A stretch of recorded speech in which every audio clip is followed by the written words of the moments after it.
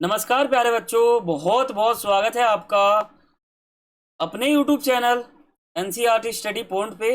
और मेरा नाम है अर्जुन। ठीक है, तो आगे चलते हैं। तो जैसे कि आपको पता होगा कि हमने अपना पहला बुक जो है भारतीय इतिहास के कुछ विषय भाग 1 कंप्लीट कर लिया था। हमने दूसरा बुक स्टार्ट भी कर दिया था।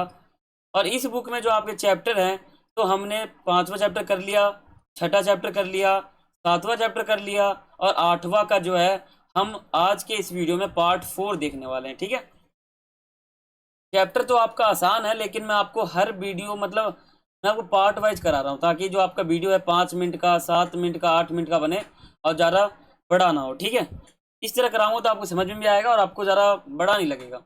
तो हम 8वें अध्याय पे चल रहे हैं और ये हमारा इस बुक का लास्ट अध्याय है। और ये अगर ख़त्म हो गया तो ऐसा आप समझ सकते हो कि हाँ, कोर्स जो है ये कहीं ना कहीं ख़त्म होने के लाइन पे आ जाएगा। ठीक है, पार्ट 4 है। चैप्टर हमारा है किसान, जमींदार और राज्य, कृषि समाज में मुगल साम्राज्य, और बाकी हमारा ये समय सीमा है इसकी। और ये हमारा मध्यकालीन इतिहास न्यू कोर्स। ठीक है, तो अगर आपने सब्सक्राइब नहीं किया तो मैं आपको हर वीडियो में बताता हूँ, तो आप सब्सक्राइब कर लेना। वीडियो के नीचे आपको दिख रहा होगा राइट साइड में। ठीक है, ग्रुप आपने ज्वाइन नहीं किया तो आप कर सकते हो, नाम आपके सामने लिखा हुआ है। और आपने अभी तक मुझे इंस्टाग्राम पे फॉलो नहीं किया तो आप कर सकते हो, यूजर नेम आप सभी के सामने लिखा हुआ है। कोई भी क्वेरी आपकी हो वो पूछ सकते हो आप हम। ठीक है, और आपने आपका जो बोर्ड है उसने आपके लिए सिलेबस निकाला था, वो आपके सामने लिखा हुआ है। वीडियो पॉज करके आप पढ़ सकते हो। और आपने 7वां चैप्टर अगर आपने नहीं देखा है तो मैं आपको 3 पार्ट में कराया था, उस चैप्टर को देख सकते हो। ये वीडियो जो आपको है ये आपको मिल जाएगा प्ले लिस्ट पे, क्लास 12 हिस्ट्री न्यू कोर्स, वहाँ पे आपको मिल जाएगा। हमारे चैनल पे जाओगे वहाँ पे आपको देखने को मिल जाएगा। टोटल हमारे 17 टॉपिक हैं। ऊपर के 8 टॉपिक हमने कर लिया था, पार्ट 1, 2 और 3। इन 3 वीडियो में हमने इन 8 टॉपिक को समझ लिया था बिल्कुल विस्तार से। तो आज हम अपना एक छोटा गणराज्य समझेंगे। कृषि समाज में महिला की भूमिका क्या थी और कृषि समाज में महिला की स्थिति क्या थी। मुगल काल की बात कर रहे हैं। मुगल साम्राज्य के समय जब कृषि समाज था, जब लोग कृषि करते थे, तो महिला की भूमिका उस कृषि के सामने कैसी थी और स्थिति कैसी थी वो हम समझेंगे इसमें। ठीक है, 3 टॉपिक हमारे रहने वाले हैं। तो समझते हैं हम 9वां टॉपिक, जिसका नाम है एक गणराज्य, छोटा गणराज्य। तो इसको समझते हैं कि आपके एनसीईआरटी बुक में दे रखा है एक छोटा गणराज्य। आप देखोगे तो ब्लैक कलर में होगा वहाँ पर। तो समझते हैं कि छोटा गणराज्य क्या है। तो देखो, 19वीं सदी के आसपास क्या होता है कि कुछ अंग्रेज अफसर है ना, उन्होंने भारतीय गांवों को एक छोटे गणराज्य के रूप में देखा, जहां लोग सामूहिक स्तर पर भाईचारे के साथ संसाधनों तथा श्रम का बंटवारा करते थे। श्रम मतलब होता है मजदूर, संसाधन मतलब होता है हमारे उपयोगी वाले चीजें। भाईचारा यानी समझ सकते हो आप, जब 2 व्यक्तियों या 4 व्यक्तियों या 6 व्यक्तियों के बीच में कहीं संबंध अच्छे हो जाते हैं, इनको कहते हैं भाईचारा। ठीक है, और श्रम का मतलब होता है मजदूर, जो मजदूरी करता है उसको हम श्रम कहते हैं। तो लेकिन ऐसा नहीं लगता कि गांव में सामाजिक बराबरी थी। ऐसा तो मांगते मानते हैं ये अंग्रेज जो अफसर हैं 19वीं शताब्दी के आसपास। तो ऐसा तो है कि बस इनको लगता है कि हाँ, इनके बीच में भाईचारा होगा। लेकिन अगर देखा जाए तो इनके बीच में कहीं सामाजिक विवाद भी है। ठीक है, संपत्ति का मिलिकियत है। मिलिकियत यानी कहीं ना कहीं भिन्नताएं, कहीं ना कहीं विषमताएं। ठीक है, और लेकिन गांव में जाति या लिंग को लेकर गांव में बहुत सारे जाति भिन्नताएं थी। जाति आ गया यहाँ पर, जाति भिन्नताएं थी, विषमताएं थी। ठीक है, कुछ ताकतवर लोग गांव के मसले पर फैसला करते थे और इस गांव के कमजोर वर्गों का शोषण करते थे। शोषण का मतलब क्या होता है? शोषण का मतलब होता है जब एक व्यक्ति एक गांव के अंदर अनेकों व्यक्ति को अपना गुलाम बना ले। ठीक है, अपने हिसारों पे नचाए या अपने बातों को उनको मनवाने के लिए उनको बाध्य करे, उनको कहते कहने का शोषण करना। ठीक है, न्याय करने का अधिकार उन्हीं को मिलता था जो अच्छे अच्छे मतलब कैटेगरी के थे। ठीक है, तो उनको न्याय करने का जो है पूरा मौका मिलता था, जो ताकतवर लोग थे गांव के उनको। तो समझ सकते हो एक छोटा गणराज्य का मतलब है भारत। भारत एक हमारा देश है। इसको कुछ अंग्रेज अफसरों ने ना एक छोटा सा गणराज्य कहा। कहा कि जो भारत है वो एक छोटा सा गणराज्य है, इसके अंदर लोगों के बीच में भाईचारा है, संसाधन का विकास है। यहाँ संसाधन एक साथ बांटते हैं एक दूसरे के बीच में। ठीक है, लेकिन इन दोनों के बीच कहीं ना कहीं विषमताएं भी है। ठीक है, तो ये सब बता सकते हो कि हाँ, एक छोटा गणराज्य का मतलब है भारत, जो अंग्रेज अफसरों ने इसका नाम दिया था। 19वीं शताब्दी यानी 1801 से लेकर 1900 के बीच का जो समय है वो। अब हम समझते हैं महिला की भूमिका मुगल काल के अंदर, जो कृषि में इनकी भूमिका क्या है। मुगल काल आपको पता है पूरा अफगानिस्तान, पाकिस्तान, भारत की और तमिलनाडु, कर्नाटक, बिहार, दिल्ली पूरा अब तक फैला हुआ था हमारा मुगल साम्राज्य, मुगल एम्पायर। तो मुगल एम्पायर में जो है, जब पूरा शासन था मुगल शासकों का, तो उस समय कृषि के क्षेत्र में महिला की क्या भूमिका थी, इसको ही समझना है। ठीक है, पहले हम इनकी भूमिका समझेंगे और फिर स्थिति समझेंगे। ये जो महिला हैं, ये कहीं ना कहीं खेती कर रही हैं और अपनी जो फसल है वो लेके जा रही हैं। ठीक है, तो देखो ये आपके एनसीईआरटी का फोटो है और बहुत ही मेन पॉइंट है यहाँ पर। देखो, जैसा कि शायद कई समाजों में अपने आपने गौर किया होगा कि उत्पादन की प्रक्रिया में मर्द और महिला खास किस्म की भूमिकाएं अदा करते थे। जिस संदर्भ में हम बता सकते हैं, अभी बात कर रहे हैं, वहाँ महिला और जो लड़के हैं, जो पुरुष हैं, वो कंधे से कंधा मिलाकर खेतों में काम करते हैं। और जो लड़का है, जो मर्द है या फिर जो पुरुष है, वो खेत जोतता था और हल चलाता था। और जो महिला है वो बुआई करती थी, निराई, कटाई। बुआई पता है, फसल को बोना, निराई पानी में देना, कटाई मतलब काटना।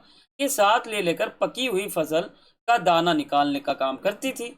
लेकिन जब छोटी छोटी ग्रामीण इकाइयों और किसानों की व्यक्तिगत यानी पर्सनैलिटी, खेती का मतलब इन्होंने विकास जैसे जैसे किया, इन्होंने अपने व्यक्तित्व का विकास किया, खेती में फसल अच्छे अच्छे उगाए, जो कि मध्यकालीन भारतीय कृषि की खासियत थी। मध्यकालीन के समय जो कृषि समाज है वो सुधर जाता है, तब घर परिवार के संसाधन और श्रम उत्पादन की बुनियाद बने हैं। ठीक है, स्वाभाविक तौर पर अगर हम माने तो ऐसे लिंग बोध के आधार पर आमतौर पर किया जाने वाला एक फर्क था ये, जो घर के लिए महिला, घर के लिए जो महिला है उनको बाहर के लिए, मतलब घर के लिए महिला है, घर में काम महिला करेगी और बाहर के लिए पुरुष करेगा, ये उस समय माना जाता था। मुमकिन ऐसा नहीं भी था। ठीक है, फिर भी जो महिला है कि जो जैव वैज्ञानिक क्रिया है उनको लेकर लोगों के मन में कहीं ना कहीं पूर्वाग्रह है, ऐसा बना रहता है। ठीक है, मसलन पश्चिमी भारत में राजस्वला महिलाओं को हल या कुम्हार का चाक छूने की इजाजत नहीं थी। इसी तरह बंगाल में अपने मासिक धर्म के समय, अब ये आपका मिटा देता हूँ जो आपके सामने ये लिखा हुआ पेंसिल से, देखो, महिला पान के बगान में नहीं घुस सकती थी। सूत काटने, बर्तन बनाने के लिए मिट्टी को साफ करने, ठीक है, गूंदने, कपड़ों को कटाई करने, दस्तकारी करना, ठीक है, कि काम उत्पादन जैसे जो पहलू थे, वो जो महिला थे इन काम को श्रम पर निर्भर थे। ठीक है, किसी वस्तु का जितना वाणिज्यकरण होता था उसके उत्पादन के लिए महिलाओं के श्रम की उतनी ही मांग होती थी। ठीक है, दरअसल दरअसल क्या हुआ कि किसान और दस्तकार महिलाएं जरूरत पड़ने पर जो है सिर्फ खेतों में काम करती थी, बल्कि नियोक्ताओं, ठीक है, नियोक्ताओं के घरों पर भी जाने का और बाजारों में भी जाने का प्रयास करती थी। ठीक है, ये तो कुछ मुगल काल के अंदर जो हमारा ग्रामीण समाज है, जो खेती के लायक हमारा जो भूमिका है वहां पर महिलाओं की क्या थी, आपने समझ लिया। ये कंधे से कंधे मिला के चलते थे। ठीक है, दोनों काम बराबर ही होता था। आजकल के ज़माने में यही होता है। ठीक है, लोग, लड़कियां भी काम करती है, तो उस समय भी कहीं ना कहीं मध्यकालीन समय जो था उसमें भी कहीं ना कहीं ऐसा कुछ देखने को मिल जाता है। अब हम बात करते हैं अपना 11वां टॉपिक, जिसका नाम है कृषि समाज में महिलाओं की स्थिति। ठीक है, यानी मुगल काल के अंदर जब हमारा कृषि समाज है उसमें महिलाओं की स्थिति कैसी थी, कैसा इनका मतलब स्थिति था, कैसे ये लोग मतलब रहते थे, इनकी स्थिति समझते हैं। देखो, जो आपका टॉपिक है महिलाओं की स्थिति, उसमें आपके दो टॉपिक कवर कर रखे हैं। पहला स्थिति और दूसरा जो है वो हमारा है उनकी भूमिका। ठीक है, तो समझते हैं स्थिति। क्योंकि समाज में श्रम पर निर्भर था, इसलिए बच्चे के जन्म करने की अपनी मतलब काबिलियत की वजह से महिलाओं के महत्वपूर्ण संसाधन माना जाता था। ठीक है, उनको सिर्फ शिशु जन्म करने के लिए जो है इनको बहुत ही प्रमुख माना जाता था समाज में। फिर भी शादीशुदा जो महिला हैं वो उनकी कमी थी, क्योंकि कुपोषण, बार बार मां बनने का, प्रसव के वक्त मौत की वजह से महिलाओं की मृत्यु दर बहुत ज़्यादा उस समय थी। इससे किसान और दस्तकार समाज में ऐसे सामाजिक रिवाज पैदा करते हैं जो सम्राट समूह से बहुत अलग थे, ठीक है। और कई ग्रामीण संप्रदाय में शादी के लिए दुल्हन की कीमत अदा करने की जरूरत होती थी, ना कि दहेज की, ठीक है। समझ गए, अदा करने की यहाँ पे जरूरत दहेज की नहीं थी। और तलाकशुदा महिलाएं और विधवाएं महिलाएं जो है वो कानून शादी नहीं कर सकती थी, ठीक है।